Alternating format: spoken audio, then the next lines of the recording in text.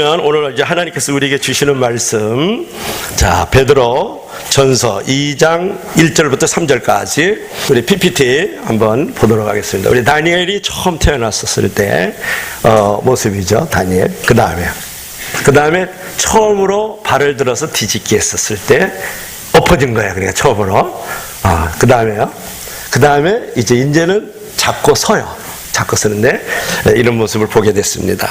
여러분, 손자 다니엘이 태어났었을 때 그 생명의 신비와 그 감격 속에서 그 탯줄을 다 자르지 않고 태어난 그런 동영상을 저한테 보내와서 그 모습을 보고 얼마나 감격하고 집에서 울었는지 몰라요. 그 다음에 다니엘이 이제 최초에 이제 발을 들어가지고 넘겨뜨리면서 뒤집기 하는데 너무 감격해가지고 그 장면에 박수를 치고 환호를 부르면서 흥겨워했던 기억이 아직도 선명합니다. 또 다니엘이 이제 두 발로 서는 장면에서 우와 소리를 지르면서 얘도 인간이구나, 짐승하고 다르구나 그러면서 탄성과 환호를 보냈던 것을 이제 기억을 합니다. 중요한 것은 이제는 서는 것에 만족하지 않고 기는 것에 만족하지 않고 이제 할아버지로서 또는 우리 아들 집사의 마음 가운데는 이제는 걸어라, 이제는 의지하지 말고 뛰어라. 그러니까 서고 걷고 뛰기를 원하는 그 내 마음의 불편함이 있어요. 이것이 하나님 아버지의 마음이 아닐까요? 그런 것이에요. 왜냐하고요, 우리는 하나님의 자녀이고 하나님은 우리 아버지시니까요. 우리는 예수님을 영접하고 우리가 갓난아이처럼 바로 태어났습니다. 그래서 영적 갓난아이라 그러는 거예요. 영적 갓난아이가 된 것이죠. 그런데 여전히 걷지도 못하고 뛰지도 못하는 갓난아이로 남아있다 그러면 아버지 되신 하나님이 얼마나 실망과 절망이 되고 마음 가운데 불편함이 있을까요? 우리는 영적 갓난아이인 미숙아의 신자로만 남아있지 말고 영적으로 성숙된 신자로서 살아야 되지 않을까요? 이것이 오늘날 한국교회의 문제고 우리 가슴벅찬 교회의 문제고 이 도시교회의 문제란 말이야. 영적 미숙아로 남아있는 문제가 말이죠. 걷지도 못하고 뛰지도 못하는, 하나님의 나라 영광의 복음을 위해서 일도 하지 못하고 그런 부분에서 헌신된 모습으로 우리가 빛과 소금의 역할을 보여주지 못하는 그 미숙아의 모습으로 여러분의 영적 갓난아이는 아닌지 돌아볼 필요가 있다는 거예요. 우리가 그리스도인은 두 가지로 우리가 말할 수 있는데 명목상 그리스도인들이 있어요. 미숙아의 신자인데 한마디로 이제 거듭난 확신도 없고 구원의 확신도 없고 교회만 출석해서 예배의 행위 속에서 종교적인 행위 속에서만 머물러 있는 걸 갖다가 명목상의 그리스도인이라고 그래요. 또 하나는 우리가 이제 미성숙한 그리스도인인데 육신적인 그리스도인들이 있어요. 예수를 믿어서 구원은 받았지만은 그저 걷기만 하고 그저 가까스로 걷기나 하고 그저 기어다니는 그런 어린아이 같이 말이죠. 영적으로 전혀 자라지 못하는 걸 미성숙한 그리스도인을 갖다가 육신적인 그리스도인이라 그런다고요. 물론 잘 걷고 뛰고 하는 사람은 영적인 그리스도인이 되겠죠. 그렇다면 우리가 이제 영적으로 자라기 위해서는 우리가 어떻게 해야 될까? 우리가 영적으로 자람을 경험하기 위해서, 성장을 경험하기 위해서 성숙한 그리스도인의 모습으로 영적인 신자로서의 우리가 살아가기 위해서는 어떻게 해야 되겠는 것을 오늘 본문을 통해서 우리가 은혜를 나누려고 하는 것이죠. 첫째로 우리가 자라나기 위해서는, 우리가 성장하기 위해서는, 우리가 성숙하기 위해서는 첫째로 버릴 것이 필요해. 따라합시다. 성장의 걸림돌을 치워라, 버려라. 할렐루야. 오늘 2절 말씀을 한번 보도록 하겠습니다. 두 번째 단락을 보겠습니다. 갓난아기들 같이, 시작. 갓난아기들 같이 순전하고 신령한 젖을 사모하라. 이는 그로 말미암아 너희로 구원에 이르도록 자라게 하려 함이니라. 그렇게 말씀을 하고 있습니다. 하나님은 우리가 자라나기를 원하신다는 거예요. 자라나기를 원한다. 우리의 신앙이 자라고 우리의 믿음이 자라나기를 원하는 거예요. 한마디로 걷기도 하고 뛰기도 하면서 교회의 영광과 회복을 나타내 보이기를 원한단 말이에요. 아마도 우리가 예수님의 제자들 가운데에서 가장 신학의 성숙의 중요성을 뼈저리게 느낀 사람이 하나 있다 그러면 베드로예요. 베드로. 가장 실감나게 성장하지 않았기 때문에, 자라나지 않았기 때문에, 성숙하지 않았기 때문에 너무너무 후회와 그 실패의 경험 속에서 늘 속상했던 사람이 누구냐면 베드로란 말이에요. 오늘 베드로 전서 아닙니까? 베드로는 예수님을요 3년이나 쫓아다녔어요. 그래서 개인 레슨을 받았어요. 그죠? 학원에서 다니는 거하고 학교에서 배우는 거하고 개인 레슨을 받는 건 완전히 다르거든요. 3년 동안 개인 레슨을 받았는데도 불구하고 예수님을 결정적으로 세 번을 부인하잖아요. 그 조그만 계집아이한테 나 예수님 당이 아니야. 예수님 당 아니야. 나 예수님하고 함께 안 있었거든. 예수님 몰라. 내가 예수님과 함께 있었으면 저주를 받아. 이러면서 이 조그만 천한 계집종을 결정적인 예수님이 뒤로 쳐다보는 순간에 예수님을 세 번이나 부인을 했다고요. 그리고 예수님을 계속 쫓아갔음에도 불구하고 예수님이 십자가에 달리실 때 그는 사람을 낚는 어부에서 고기를 낚는 어부로 다시 낙타해가지고 갈릴리 바다 가셔서 그물을 던지잖아요. 그래서 또 예수님을 또 거부한 일들이 벌어지고 말았죠. 그것만은 아니에요. 물론 성경에 나오진 않지만 로마의 그 핍박과 로마의 심한 그런 위기 속에 머물러 있었을 때 그가 로마를 벗어났잖아요. 한참 벗어가 나가는데 그때 주님이 맨발로 덮보를 입으시고 이제 주님께서 걸어오시는 거예요. 먼지를 터벅터벅 일으키시면서.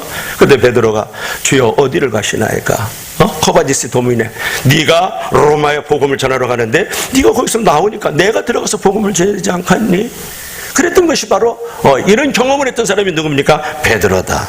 결국은 예수님을 부인했고 낙향을 했고 이제 복음 전한 일을 단절했던 이 베드로 얼마나 마음이 아팠겠어요. 베드로처럼 우리가 자주 넘어지고 베드로처럼 자주 실패하고 베드로처럼 자주 침체 속에 빠졌던 그런 제자는 없었을 것이에요. 그러기에 우리는 신앙의 성숙이 얼마나 중요한가를 누구보다 잘 알 수 있어야 된다는 거예요. 예수님 밑에서 3년이나 개인 레슨을 받았던 베드로도 3번이나 예수님을 부인하고 낙향을 하고 말이죠. 복음을 전한 일을 거부하고 있었던 사람이 베드로였거든요. 예수님에게 개인 레슨을 받았던 사람인데요. 그래서 이 베드로가 그런 어떤 경험 속에서 너무 마음이 이제 회한에 잠기는 거예요. 그래서 베드로전 후서를 끝마치는 마지막 절 베드로서 3장 18절을 보면 베드로는 우리에게 이렇게 당부를 합니다. 베드로서 3장 18절 우리 다 같이 읽어봐요. 시작. 오직 우리 주 곧 구주 예수 그리스도의 은혜와 그를 아는 지식에서 자라가라. 영광이 이제와 영원한 날까지 그에게 있을지어다. 베드로가 전 후서를 썼는데 마지막에 지금 베드로가 우리에게 교훈을 주는 것은 뭡니까? 하나님의 은혜와 하나님을 아는 지식에서 자라가라는 거예요. 자라지 않았기 때문에 나는 예수님을 부인하고 예수님을 거부하고 예수님을 떠났던 그런 놀라운 살아있는 간증이 있었거든요. 체험이 있었기 때문에 여러분들 예수 그리스도의 은혜와 그를 아는 지식에서 자라가십시오. 이렇게 우리에게 마지막으로 권면하는 것이죠. 여러분 베드로가 마지막으로 최후에게 우리에게 부탁한 것은 뭐예요? 자라라는 거예요. 자라나라. 자람, 성장, 성숙을 우리에게 말하고 있잖아요. 여러분 신앙이 성장하는 삶을 살아야 한다는 것을 우리에게 말하고 있는 것이에요. 여러분이 만약에 자라지 않고 있다 그러면 여러분 반드시 후퇴하고 있는 것이고 후퇴하는 것만이 아니라 신앙도 후퇴하고 교회도 후퇴하고 믿음도 후퇴하고 예수님에게서 또 후퇴하고 있다고 보면 되는 것이죠. 여러분 신앙이 성장하지 못하는 성도를 보십시오. 얼마나 답답합니까? 신앙 성장이 얼마나 여러분 중요합니까? 그런데 신앙 성숙을 하기 위해서는 이제 어떻게 해야 되느냐? 그래서 자라나기 위해서는 우리가 이제 버릴 줄 알아야 되는데 우리가 버리지 않고는 가질 수가 없어요. 버리지 않고는 우리가 넘어갈 수 없는 게 있어요. 버리지 않고는 우리가 이제 키움 우리가 클 수 있는 상황이 안 되는 것들이 있다고요. 자, 사도 베드로가 우리에게 무엇을 버리라 그랬을까요? 2장 1절을 한번 보시죠. 2장 1절 맨 위를 읽어봅니다. 시작. 그러므로 모든 악독과 모든 기만과 모든 애식과 모든 시기와 모든 비방하는 말을 버려라 그랬죠. 버리지 않고는 자라날 수가 없어요. 버리지 않고는 반드시 넘어갈 수 없는 게 있다고요. 버리지 않고는 여러분 얻을 수 없는 게 있다고요.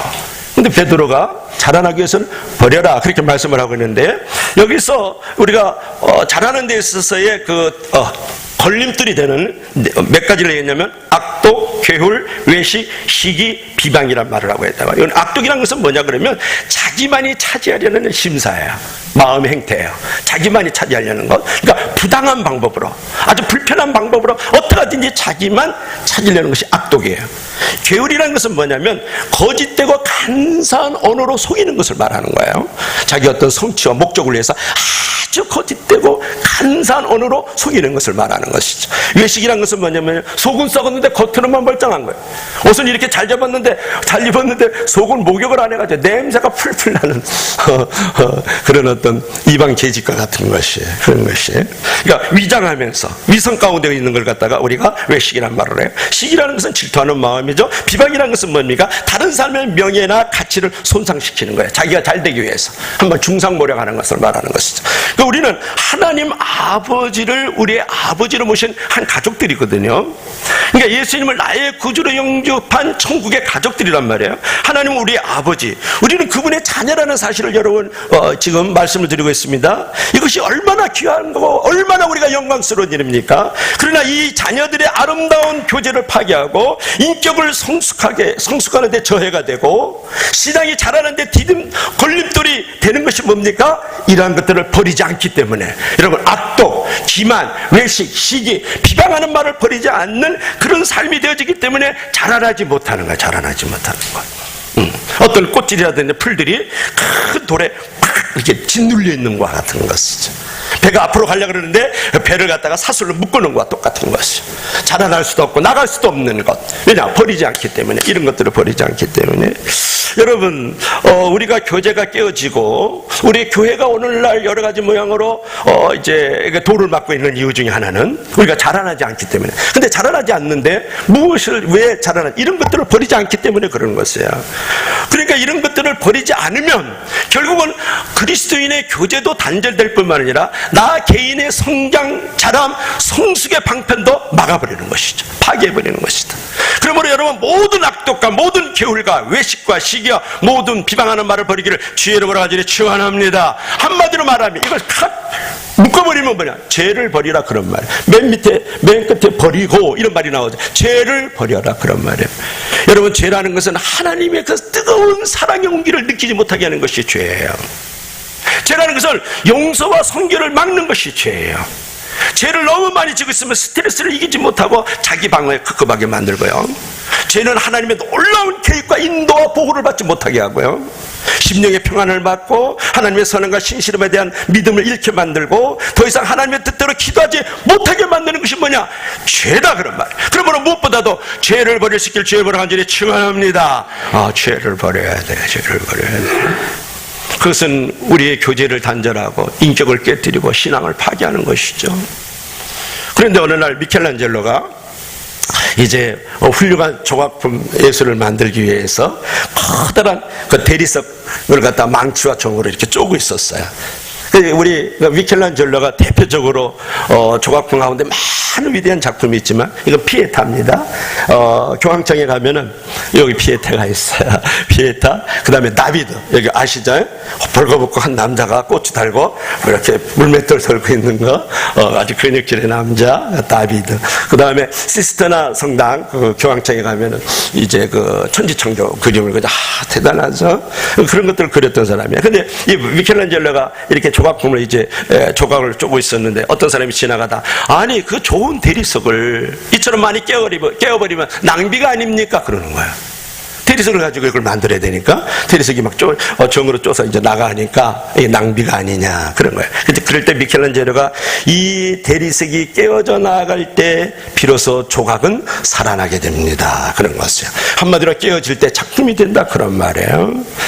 이처럼 우리의 심령이 깨어질 때, 우리 자아가 깨어질 때, 우리 인격이 깨어질 때 비로소 그리스도의 형상이 나타나는 줄로 믿을 수 있기를 바랍니다. 깨어진다는 것은 버리는 거예요. 버리는 거.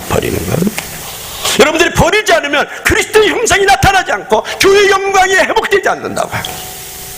교회를 20년, 30년, 40년 다니지만 버리지 않고 계속 있기 때문에 그리스도가 보여지질 않아요. 교회의 영광이 나타나지 않는다고요. 우리 자아가 깨어져 나갈 때 비로소 그리스도의 모습이 보이고 교회의 영광이 나타나는 줄로 믿을 수 있기를 바랍니다. 이제 많은 사람들이 이렇게 내 자아가 깨어지고 육이 깨어지는 그런 고통이 너무 커서 그런 자리를 나가기를 원치 않아요. 그런 것들을 내려놓지 않으려고 그래요. 포기하지 않으려고 그러거든요. 내가 가지고 있는 어떤 죄에 대해서 대가를 받을 생각은 하지 않고, 대가 없이 여러분 그리스도인은 성장하지 않는 거예요. 배움은 고통이라는 과정을 통하여서만 우리가 이제 얻어지는 것이거든요. 배움이라는 것은. 근데 여러분 생각해 보십시오. 내가 가지고 있는 죄악의 어떤 그것이 뭐 중독이든 습관이든 간에 나만이 알고 있는 어떤 죄악을 버리지 않으면, 버리는 고통의 대가를 지불하지 않으면 그 고통의 대가에 몇 갑절, 몇십절, 몇백 갑절로 내가 고통을 받게 된다는 사실을 아세요? 네, 예를 들어 봅시다. 내가 술 중독자입니다. 술 중독을 버리지 않았어요. 내가 도박 중독자입니다. 도박을 버리지 않았어요. 나만이 은밀한 어떤 좋지 못한 어떤 습관들을 갖고 있습니다. 그걸 버리지 않았습니다. 버리는 고통의 대가를 내가 갖고 있지 않는단 말이에요. 나중에 그 술 때문에, 그 도박 때문에, 내가 가지고 있는 은밀한 죄악의 습관 때문에 그것보다 몇 값절 더 많은 고통을 끌어안고 자기도 파괴되고 가정도 무너지고 사회의 질병을 일으키는 존재가 된단 말이에요. 그래서 여러분, 죄악의 대가를 버릴 줄 알아야 돼요. 기꺼이 버리는 고통에 감수를 하지 않으면 당신은 몇 값절, 수십 값절, 수백 값절의 고통을 다시 받아요. 여러분, 그런 장사를 왜 하시려고 그럽니까? 그런 산수를 왜 하시려고 그러십니까? 한국교회가, 우리 교회가, 도시교회가 그럴 수 있다는 것은, 여러분, 요새 단풍놀이 지금 많이 가가지고 교석자들이 많은데, 여러분, 낮엔 따뜻하고 밤에 추운 날씨가 계속될 때 가장 선명한 단풍이 만들어지는 것이죠. 단풍이 되려면 그냥 차고 뜨거움이 있어야만 이렇게 아름다운 모습으로 비춰진다고. 자연 만물도 그렇잖아요. 위대한 조각의 작품들도 그런 모난 돌이 정을 많이 만든다고. 그렇게 깨어짐에 아픔이 있을 때 위대한 작품들이 만들어지잖아요. 아름다운 영혼을 갖고 인생의 절묘한 손율을 내었던 사람들은 아무런 고난 없이 좋은 조건에서 살아온 사람이 아니라 온갖 역경과 아픔을 겪어온 사람들이란 말이에요. 성경을 여러분 보십시오. 연단받지 않고 쓰임받는 사람 봤어요? 여러분, 모세를 보세요. 모세는 40년 동안 천문학, 군사학, 또 인문학, 수사학 다 배운 사람이에요. 인간적으로 보면 하나도 나무랄 데가 없는 사람이에요. 그런데 하나님께서 미디안 강요로 내어 쫓아버리잖아요. 사람 죽이게 하고 사람 구타하게 만들어서 쫓아냈어요.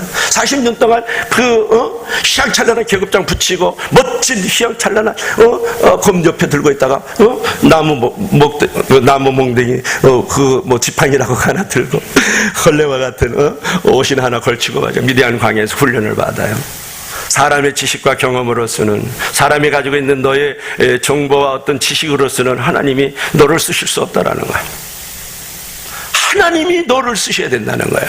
네가 너를 쓸 수 없다라는 것을 가르쳐주잖아요. 여러분, 다윗하고 요셉은 똑같아요. 다윗과 요셉은 다윗과 요셉은 13년 동안 고통을 받아요. 다윗도 17, 또 요셉도 17이에요. 나중에 국무총리가 되고 일개 왕이 되는데, 여러분, 그렇게 다윗은 얼마나 성품이 좋은지 몰라요, 사실은. 그리고 양떼들을 치면서 하프를 긁으면서 하나님께 영화로움을 돌리고 깊은 묵상 가운데 거했던 사람이에요. 그럼에도 불구하고 17살에 네가 왕이 될 거야, 이렇게 기름 부음을 받지만, 그럼에도 불구하고 13년 동안 하나님이 안 써요. 왜냐? 너의 성품은 좋지만 하나님의 성품은 아니라는 거예요. 그게 인간적으로 좋은데 너는 하나님을 닮아가지 않고 있다는 거예요. 하나님의 성품은 아니라는 거예요. 그래서 13년 동안 단련시키는 거예요. 요셉도 13년 후에 국무총리가 되잖아요. 그러므로 우리 그리스도인들은 버리는 고통을 통하여서 성장할 수 있는, 자람을 경험할 수 있는 성숙한 방편이 되길 주의 이름으로 간절히 축원합니다. 그럼 버리기만 하면 될까요? 베드로가 이렇게 말합니다. 버리고 그리고 사모하라. 그럼 무엇을 사모하라는 것일까요? 자, 따라합시다. 성장의 디딤돌. 자, 성장의 걸림돌을 버리면 우리가 성장할 수 있도록 디딤돌을 디뎌야 돼. 그죠? 디딤돌을. 이걸 2절 한번 읽어봅시다. 2절. 다시 한번 읽어볼까요? 좀 밑에 있죠? 순전하고 신령한 것을 사모하라. 그렇게 이제 성경을 말씀하고 있는데, 자, 이제 두 번째 단락 시작. 갓난 아기들 같이 순전하고 신령한 것을 사모하라. 아멘. 그래서 신령하고 순전한 것이라는 것은 무엇을 말할까요? 말씀이에요, 말씀. 하나님의 말씀입니다. 다시 말하면 하나님의 말씀이 자람의 통로예요.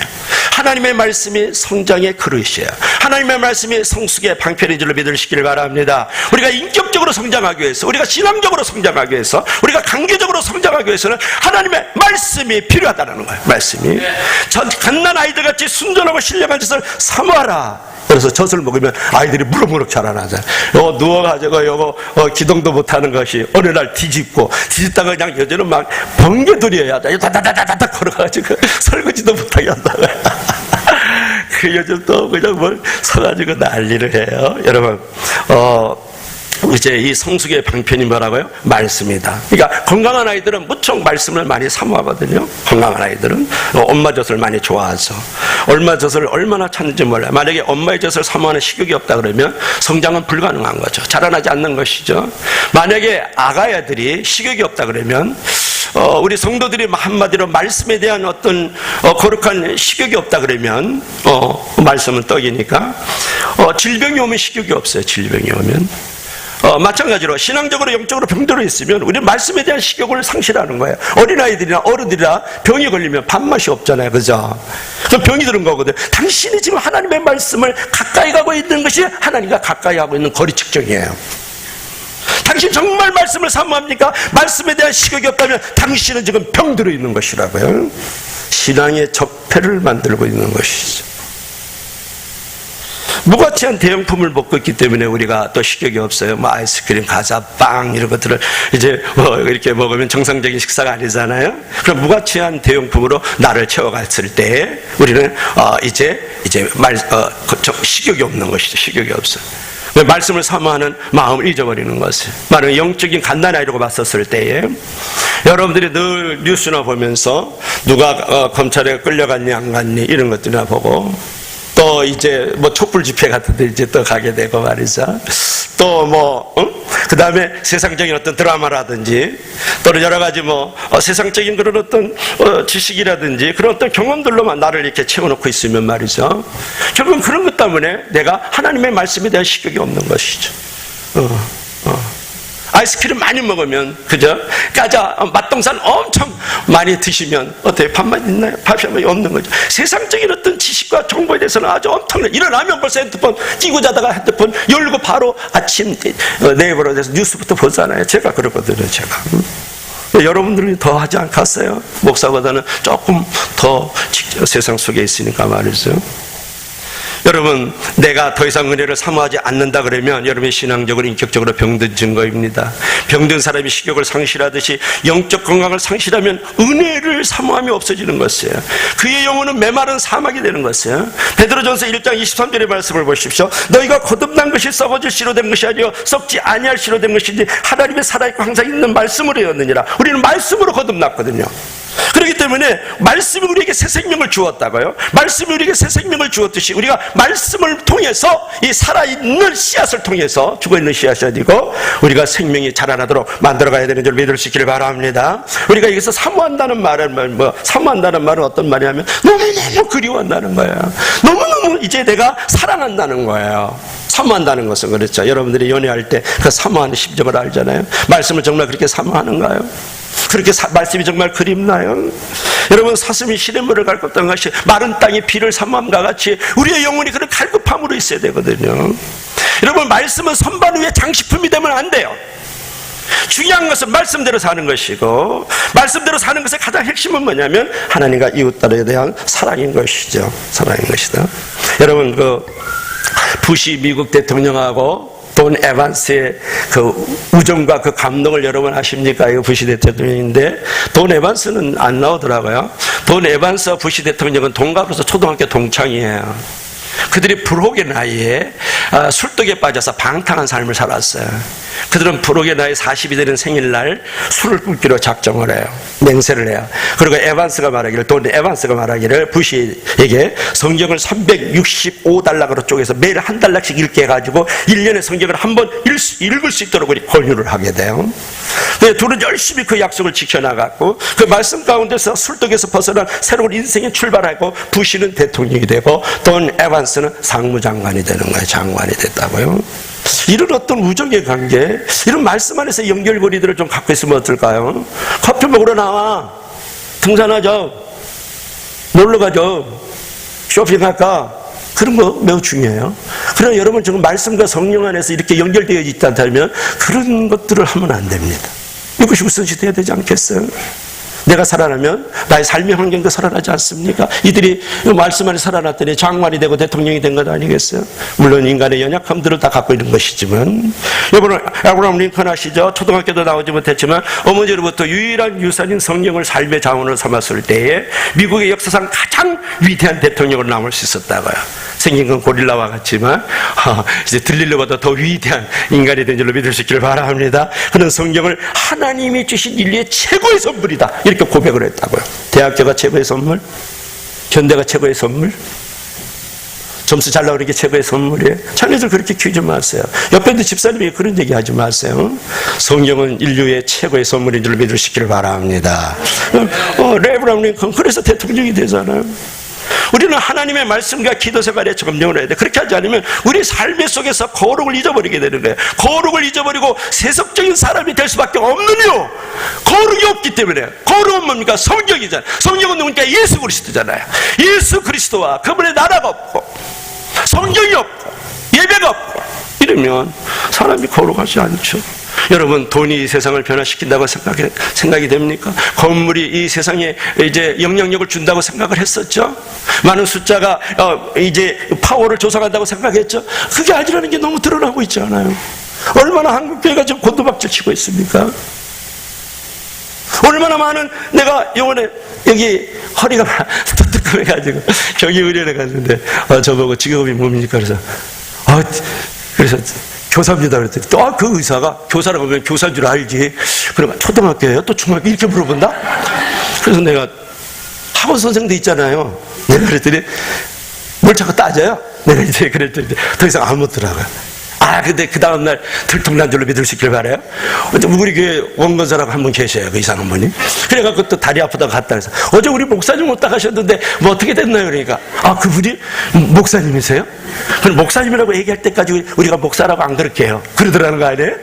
그래서 어저께 또 그저께 하고 또 갔다 왔죠. 그저께 갔다 와서 지금 허리가 많이 상하셨어요. 6학년이 되면 자꾸 몸도 삐그덕 주님이 부르시는 줄로 믿으시길 바랍니다. 자꾸 부르는 것 같아요. 내가 왜 그러냐? 어디 가면 목사라고 못하는 거야. 너무 이중의 그 인격자로 보여져요. 이중 인격자로. 그래서 정말 담대하지 못하면 용서하십시오. 의사 선생님, 저 앞에 있는 가슴복장교회 목사입니다. 당신도 이쪽 와요. 구원받을 수 있을걸요? 이렇게 해야 되는데 지금 회개합니다. 할렐루야. 그래서 여러분, 우리가 세속사회라든지 세속문화라든지 세속적 가치관 속에 사는 우리가 하나님의 백성으로서 거룩함을 회복하는 길은 하나님의 말씀과 기도 생활에 전념하는 길밖에 없어요. 그 밖에 다른 길은 없는 거예요. 이 세상을 정말 변화시키고 싶습니까? 이 세상을 정말 내가 교회로서 영향력 있는 삶으로 살아가기를 원합니까? 순결하지 않으면, 이제는 거룩하지 않으면 힘이 없어요. 그 거룩과 순결은 어디서 나옵니까? 순결은 하나님의 말씀에 나오는 거예요. 여러분, 워싱턴 광장에서 막 그냥 몇만 명의 페스티벌하고 춤을 추고 노래하는데 호텔에서 따발총을 갈겨서 죽여버렸잖아요. 여러분, 요번에 어금니 아빠도 압니까? 그게 사람이 할 도리입니까? 그 청소년을 그렇게 예쁘게 가게 하고 그 아내를 그렇게 만들고 말이죠. 자기가 그런 세상에 가장 있어서는 안 될 몹쓸 짓을 다 하고. 왜 그렇습니까? 그 안에 거룩이 없기 때문에. 그 안에 순결이 없어서 그래요. 거룩과 순결은 무엇으로 만들어집니까? 세상적인 윤리 강연으로, 도덕적인 어떤 법칙으로 그게 거룩과 순결이 만들어집니까? 하나님의 말씀과 성경이 아니면 안 되는 줄 믿을 수 있기를 바랍니다. 그들의 기준이 없어요. 오늘날 세상 사람들은 기준이 없어요. 기준이. 왜냐? 기준이 없다는 건 하나님이 없는 거예요. 그러니까 그냥 캐슬었어요. 너무 슬픈 시대 속에 우리가 살아가잖아요. 말씀을 보고 듣는 것으로 끝나지 않고 우리가 말씀대로 실천하며 살 때 그 말씀이 영생과 행복의 씨앗이 되는 줄로 믿을 수 있기를 바랍니다. 교회 회복과 영광과 부흥의 역사가 일어나는 줄로 믿을 수 있기를 바랍니다. 오늘날 많은 사람들이 성령 충만을 춤을 추고 그냥 노래를 하고 이렇게 외적으로 뜨거운 모습으로 신비주의 같은 어떤 은사들을 보일 때만 우리가 성령 충만하다고 생각하는데, 진짜 성령 충만한 것은 뭐냐 그러면 자기 중심적인 삶을 버리고 그리스도의 중심적인 삶으로 자기가 나오는 것이에요. 그게 성령 충만이에요. 예수 충만이다고요. 그래서 우리가 무디가 말했죠. 제가 옛날에도 한번 말씀을 드렸는데, 성경은 알물 위해서 주어지는 것이 아니라 변화를 위해서 주어지는 것이에요. 그래서 성경은 알물 위해서 주어지는 것이 아니라 삶을 위해서 주어지는 것이에요. 신구약 성경을 다 알면 그대여 어찌하겠다는 겁니까? 당신이 교회생활 30년 50년 했습니까? 그래서 어떻게 하겠다는 겁니까? 여러분, 아는 것은 변화를 시키지 않아요. 인포메이션이, 지식과 정보는 사람을 변화시키지 않습니다. 성경을 아무리 백독을 하고 유명한 세미나 같은 거 다 받아도 그렇게 해서 사람이 변화되는 거 아니에요. 여러분, 성경은 변화를 위해서, 알을 위해서 주어지는 줄로 믿을 수 있기를 바랍니다. 여러분, 말씀을 아는 것에 끝나면 율법주의지 신앙밖에 안 되죠. 말씀을 잘 아는 것도 중요하지만 더 나아가 말씀대로 우리가 실천하며 살 때 하나님의 영광과 축복도 경험하게 되고 거룩과 또 순결로서 영향력 있는 삶이 되어지는 줄 믿을 수 있기를 바랍니다. 자, 마지막으로 따라합시다. 성장의 추춧돌. 이제 성장의 걸림돌 버리고 성장의 디딤돌에서 이제 신앙이 자라나고 계속해서 이것을 붙들어줄 수 있는 추춧돌은 뭐냐면 영어로 포스트 스톤이라고 그래요. 포스트 스톤.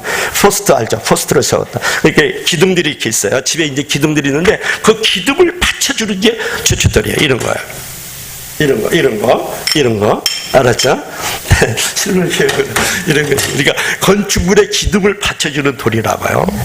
그러니까 여러분들이 내가 신앙의 기둥을 받쳐주고 나 인격의 기둥을 받쳐주고 교회의 기둥을 받쳐주고 말이죠. 나의 어떤 가정이라든 사회성에서 생활을 받쳐줄 수 있는 추춧돌이 뭐냐? 이거를 지금 묻고 있는 것이죠. 무엇입니까? 내가 신앙이 무너지지 않도록, 나의 어떤 인격이 깨어지지 않도록, 나의 어떤 생활 속에서 이제 파괴됨을 경험하지 않도록 우리가 이것을 받들어줄 수 있는 이것이 뭐냔 말이에요. 이게 뭡니까? 그게 추춧돌이란 말이에요. 그것은 무엇일까요? 오늘날 신앙의 추춧돌은 무엇일까요? 오늘 3절 말씀 마지막으로 읽어봅시다. 맨 밑에입니다. 다 같이 시작. 너희가 주의 인자하심을 맛보았으면 그리하라 그랬어요. 여러분, 주의 인자하심을 맛보았습니까? 그렇게 묻고 싶은 것이죠. 어린아이가 엄마의 젖을 채처럼 맛보았으면 그 다음부터는 정신없이 빨아야 되잖아요. 그것이 이제 나는 손자 하나를 키우면서 하나님으로부터 누리는 은혜가 너무너무 많아요. 내가 애기 같고 정말 하나님이 아버지 같은 거예요. 할아버지 같은 거예요. 여러분, 마찬가지로 주의 인자심을 맛보았으면 하나님의 말씀을 사모하지 않을 수 없는 거거든요. 시편 34편 8절에 너희는 여호와의 선하심을 맛보아할지어다. 당신은 정말 주님을 맛보셨습니까? 맛보셨습니까? 그리고 주님의 말씀을 맛을 아십니까? 말씀이 찰무로 달구나. 말씀을 하루에 내가 일어나서 듣지 않으면, 말씀을 보지 않으면 공허하고 갈급하고 목마르고 힘이 없고 그런 것들을 여러분 정말 경험해야 되는 것이에요. 경험해야 되는 것. 그러므로 여러분, 성경을 자주 맛보아하시길 바라요. 무엇이 이것을 대신할 수 있겠어요? 다른 대용품이 어디 있습니까? 영화? 요새 영화 좋은 거 많이 나오는데 당신은 그런 영화를 사모함과 같이, 어떤 드라마를 기대하는 것과 같이, 또 친구를 만나서 커피 한 잔을 이렇게 브레이크 타임을 갖고 싶은 그런 부분들에서 그런 어떤 기대와 설레임 속에서 정말 그런 것 같은 그 하나님의 말씀을 정말 그렇게 가까이 하고 있느냐는 걸 묻고 싶은 것은 주의 인자심을 정말 맛보았다면 우리가 그렇게 사모하지 않을 수 없는 거예요. 베드로는 은혜와 함께 영적 성숙의 아주 절대적인 요소로 지식을 강조하거든요. 지식을. 아까 우리 베드로서 3장 18절 베드로서 맨 마지막 절이에요. 이게 마지막으로 유언적 설교예요. 마지막으로 이제 뭐라 그럴까, 유언적 설교. 마지막 그 유언적 설교를 하는데 오직 우리 주 구주 예수 그리스도의 은혜와 그를 아는 지식에서 자라가라. 베드로서 3장 18절 말씀이거든요. 우리는 영적 성숙이 우리의 본질인데 우리를 구원하시고 우리의 삶의 주가 되신 예수 그리스도가 어떤 분인지를 알아가면서 그분을 닮아가라. 목사 닮는 것도 아니에요. 물론 삶으로 보여지지 않는 한 우리가 닮아갈 수 없는 것들이 많이 있어요. 당신은 입으로 가르치지 말고 삶으로 가르쳐 주십시오. 유명한 얘기죠. 그러나 우리가 정말 궁극적으로 닮아가는 건 목사도 아니에요.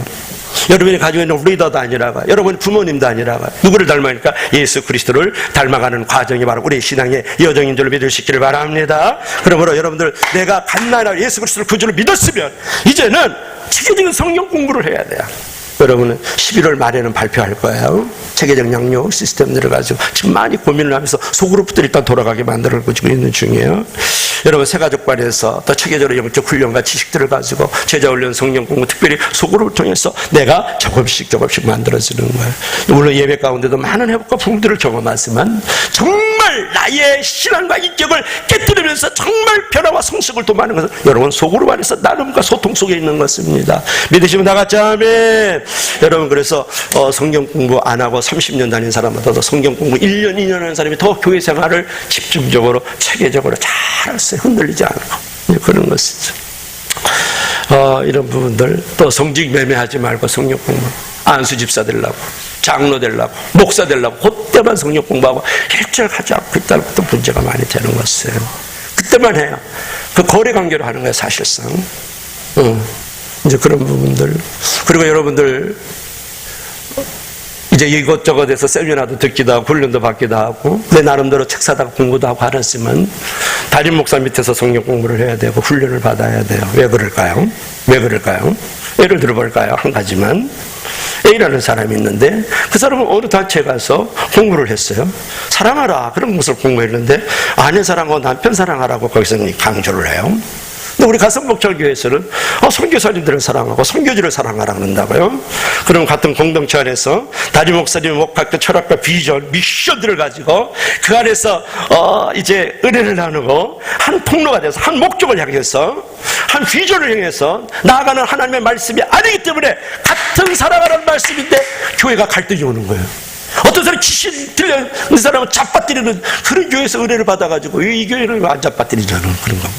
이 목사님 철저하게 삶으로 알무로 살아가야 된다는 내비기터에서 훈련을 받은 목사님 밑에 와가지고 그러고 있다고요. 예를 들면 그럼 얼마나 같은 일이지만은 얼마나 갈등이 많겠어요. 담임 목사님 밑에서 철저하게 교육과 훈련들을 받으시길 주님으로 축원합니다. 담임 목사를 교주하고 우상하라는 말이 아니에요. 교회를 더 든든하고 평안하게 잘 자라날 수 있도록 만들어가는 통로가 하나님이 세우신 담임 목사라고요. 믿으시면 다 같이 아멘. 그래서 내년부터는 나는 그렇게 훈련을 받겠다. 그렇게 나는 체계적으로 자라남을 경험해야 되겠다. 이렇게 생각을 해야 되는 것이죠. 그러므로 여러분 모든 성도가 하나님의 은혜에 목말라하면서 다시 무릎을 꿇고 하나님의 말씀 앞에 엎드려서 배우는 모습을 보고 싶은 것이에요. 무엇보다도 지금은 여러분의 소그룹 안에 들어가서 또 성가되면 성가대, 경찰이면 경찰, 아니면 우리 주일의 소그룹 안에 들어가서 여러분들 그 말씀 안에서 나누고 적용하고 기도하고 돌보고 같이 중보 기도해주고 말이죠. 이런 상황 가운데 우리가 자라나는 것이에요. 그죠? 우리 자라나는 것이죠. 그래서 여러분 역사 속에서 많은 교회와 또 많은 성도들의 진정한 분과 회복은 어디서 일어났습니까? 성경을 통해서 그 성경이 주춧돌이 되어가지고 흔들리지 않은 속에서 자라남을 경험하기 때문에 결국은 이제 놀라운 부흥들을 경험하고 성장들을 경험했던 것이죠. 그러므로 오늘 결론을 한 단락으로 마칩니다. 여러분 성장의 고통을 위해서 성장을 위해서 성장의 고통을 기꺼이 대가를 지불받길 바라요. 성숙의 고통의 대가를 기꺼이 지불받길 바라요. 자람의 고통의 대가를 기꺼이 지불하고 지불받는 우리 성도들이 되기를 주의 이름으로 간절히 축원합니다. 축원합니다.